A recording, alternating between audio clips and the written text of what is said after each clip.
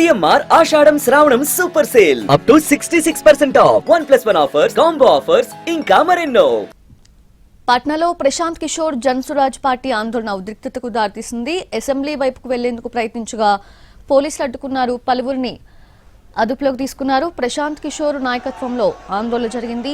Bihar public service commission నిర్వహించిన 70వ combined preliminary పరీక్షలో paper leak జరిగిందని, పరీక్ష రద్దు చేయాలని డిమాండ్ చేశారు.